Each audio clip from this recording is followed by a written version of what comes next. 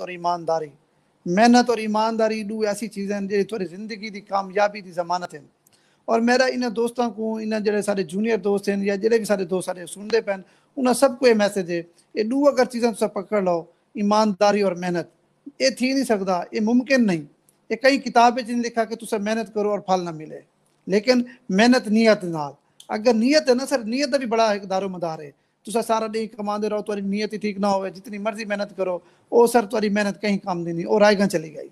Sir ईमानदारी पकड़ के तुसा अगर मेहनत करो, खुदा गवाह है, मैं मिसाल हाँ तुसा मिसाल हो। असा कोई फ्यूडल को बड़े लोगों ने बेटे तो नहीं भाईजान, अलहमदुलिल्लाह साढ़े हुण बच्चे उन्होंने स्कूलों पढ़ते पैन जिथे खिते के बड़े बड़े फ्यूडल्स और बड़े बड़े कारोबारी लोगों ने बाल पढ़ते हैं। साढ़े को ज़्यादा वाफिर पैसा नहीं, लेकिन सारी ख्वाहिश आई कि सारे बाल भी इन्होंने स्कूलें पढ़न जो स्कूल अस बाहर उड़े थे अस, जिन्होंने स्कूलों के अस नहीं वही सके, जेडे सारे अंदर एक कंपलैक्स रह गए कि यार काश सारे बाल भी पढ़ना, काश सारे बाल भी इतने काबिल होना। काबिलियत सारे बालों भी उतनी ही है जितनी शराफियत बालों से। मकसद है कि तरबियत और तुसा उन्होंने वसाइल दे नाल उन्होंने तलीम और तरबियत बेहतर कर गिनो तो यकीनन सारे बाल शायद उन्होंने को भी ज़्यादा शाइनिंग हो। अलहमदुलिल्लाह हम बहुत सारे सारे देहातों के बहुत सारे दोस्तों के बहुत सारे जानने वालों के गरीब गुरबा लोगों के उन्होंने बच्चों ने उन्होंने बेटियां ने CSS कर गिता है। तो आप देखो जो एक फैमिली चो अगर कई बच्चे ने CSS कर गिता है, उनका पूरा खानदान जो है ना सर, वो पूरा खानदान ही बदल गया, उनके पूरे खानदान की किस्मत बदल गई। इवें अगर सारे बाल सारे जो हम पढ़ते पैन स्पैशली देहातों के बहुत सारे ऐसे शाइनिंग बच्चे होने असा भी देहातें पढ़ते से बहुत सारे काबिल बाल हर क्लास के मौजूद होने जिन्होंने कोल चप्पल भी ना होंगी, लेकिन इतने शाइनिंग होने जो लोग शहरों के बह के बड़े बड़े सीटों पर बैठे उन्होंने को भी ज़्यादा काबिल हैं। लेकिन सारे प्रॉब्लम ये थी वही कि सारे बालों के विजन नहीं होंगे, सारे बालों को माहौल नहीं मिला होंगे, शुरू के सारे बालों को घुटन महसूस थी आई। और दूसरी गाल है कि सारे ज़्यादातर लोग तो सिर्फ रोटी के चक्कर ही भजन जिंदगी गुजार रहे हैं, सुबह तो ला के शाम तक सिर्फ रोटी ने ही सबको बेहोश किया है, सिर्फ पेट ने ही बेहोश किया है। अगर सा पेट को फुर्सत मिलती तो यकीनन सारे खिते के बच्चे खिते के जो सारे बाल हैं सारे बहन भाई हैं वो बहुत काबिल हैं। लेकिन पहले ये चीज़ तो निकलन देसी कोई तो वल है।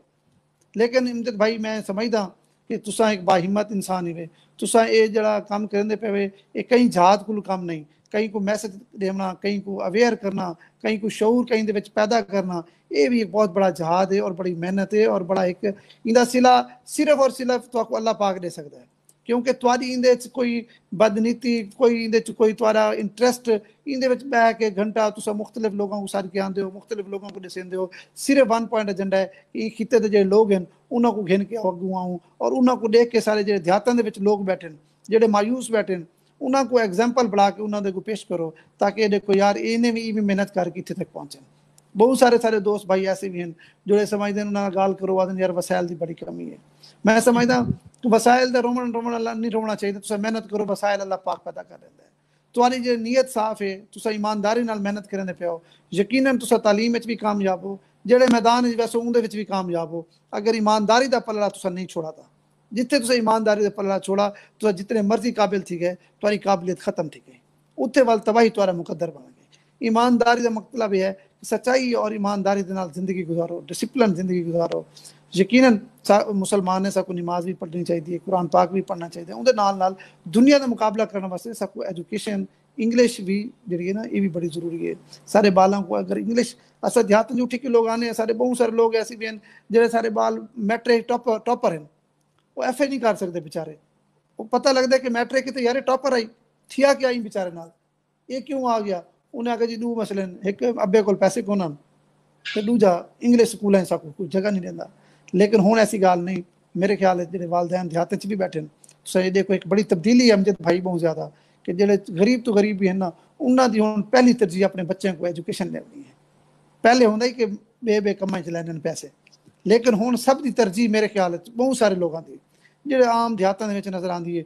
हुण तो 2-4 महीनों तो कोरोना है तो कोई एक्टिविटी ज़रा घट नज़र आती है क्योंकि शहरों के भी लोग बाल घर हैं, देहातों के लोग घर बार घर हैं, एजुकेशन थोड़े स्टक थी पी है। इंशाल्लाह उम्मीद है 10-15 दिन तक ये माहौल भी ठीक थी वैसे इंशाल्लाह बल दे सिर तो एक नवा बाल जो जोश है एजुकेशन वाले पासे।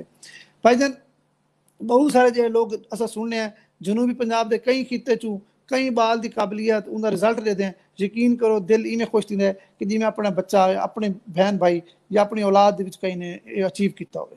एक खुशी महसूस थींदी है, एक कुदरत का एक सारे अंदर वो ही वे जज्बा ही वे कुदरती कि जनूबी पंजाब के कई इलाके, कई बरादरी, कई खानदान, कई इलाके जो बाल सियासत करे, असें समझते कि बाल सारे बाल ने सियासत कर एक बड़ी प्राउड है सको कि यार सारे बाल भी वहीं कुछ के मुकाबला करके करें। हालांकि अगर पहले देखो तो बहुत घट तादाद है, हूँ बहुत सारे लोग ऐसे सारे कंपटीशन एग्जाम है जेड़े शोबे भी चले वनो, डॉक्टरी देख लो बहुत आला आला हॉस्पिटल वो कोई ना कोई तो सरैकी डॉक्टर लभ वैसी। अगर इन पिछू चले वनो तो बहुत मुश्किल आई कि वे वे हस्पतालों के कोई डॉक्टर सरैकी मिले ना। हूँ अलहमदुलिल्लाह अगर लाहौर इस्लामाबाद की गाल करूँ तो उत्थे भी तो खिते के लोग तो मिलते हैं जेडे मुल्क और कौम की खिदमत मसरूफ हैं डी रात। और ये सिर्फ देखो उन्होंने पिछू कोई वो नहीं, अगर उन्होंने स्टोरी देखो तो उन्होंने स्टोरी तो यो नज़र आ सी कि इन्होंने मेहनत की और सिर्फ पढ़ाई है, इनके अलावा भी कुछ नहीं। और सारे को जिमें मैं पहले गुजारिश की थी सारे को अमजद भाई कोई ऑप्शन ही कोई नहीं। सारे बालों को भी जहनी तौर पर इस चीज़ को समझ लाना चाहिए कि अगर एजुकेशन नहीं तो वल मजदूरी तुरा मुकद्दर है, अगर तालीम साडे विच नहीं तो वल मजदूरी तुरा मुकद्दर है। चाहे तुस अमेरिका चले वनो, चाहे तुस यूरोप चले वनो, चाहे तुस गल्फ विच करो, सॾे गिनो जेड़ा भी सारा ज़रे मुबादला साउथ चाहता भी ये सारे मजदूर बेचारे ये करके आने।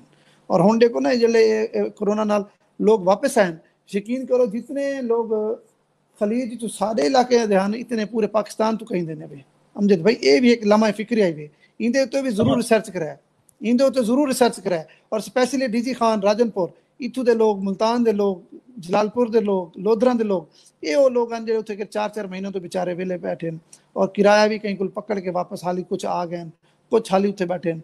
उन्होंने मुस्तकबिल जो है ना बिल्कुल तारीख थी गई क्योंकि मजदूरी भी गई, जो रोजगार लगे खड़े वो भी गए, 4-5 महीने तो बेचारे मकरूज भी थी गए क्योंकि अच्छी जॉब तो हाई को ना हाई तो इन्होंने उत्थे भी बेचारा ताज़ी अगर तालीम हो गया तो यकीनन सब तो पहले वापस भी आ वजना और इन्हों को उत्थे वसाइल की भी कमी ना हो गया। तो मैं अमजद भाई तुआरे इस प्लेटफॉर्म तो बार बार एक लफ्ज़ मैं रिपीट करना बेटा कि एजुकेशन के अलावा साडा कोई भी पुरसान हाल को नहीं।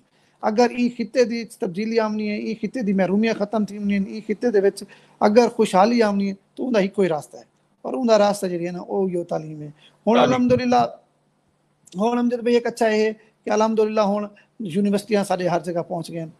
मकसद हुण तालीमी इदारे दूर कोई नहीं, पहले तो बहुत दूर हैं ना। अच्छा जे लोगों ने मैं ये समझदा दोस्तों को मैं ये भी अपील करना चाहना, गुजारिश करना चाहना जिन्होंने दोस्तों ने अपने बच्चे को काश्तकारी भी करवानी है तो उनको भी ज़राई यूनिवर्सिटी टू एजुकेशन जरूर दिवावन ताकि वो जदीद काश्तकारी कर सके। देखो हम मुल्तान के अगर ज़राई यूनिवर्सिटी है इन 4-5 हज़ार बच्चा पढ़ता है, 4-5 हज़ार बच्चा सारा साउथ पंजाब का ही है ना, उनके बच्चियाँ भी हैं बच्चे भी हैं। एक बड़ा अच्छा साइन है कि एंदा नैक्सट जी साड़ी एग्रीकल्चर हो सी वो भी पढ़े लिखे बच्चे करे से। इस को पहले है कि असा वो रवायती फसलें वधे हैं इन वजह तो सारे काश्तकार की हालत भी खराब है। जहरी गल है देहात के लोगों का सारा नजरिया मुआश तो इो कहीं 2 एकड़ कहीं 4 एकड़ कहीं 50 एकड़ इो ही है ना सर सारे देहातों के जरिया मुआश ज़रात के अलावा तो है कोई ना। अगर वो जदीद तरीके करे सन तो जो घर के बैठे उन्होंने वालिद या उन्होंने फैमिली वो भी मुआशी तौर पर मजबूत थी सी क्योंकि जदीद तरीके करे सन।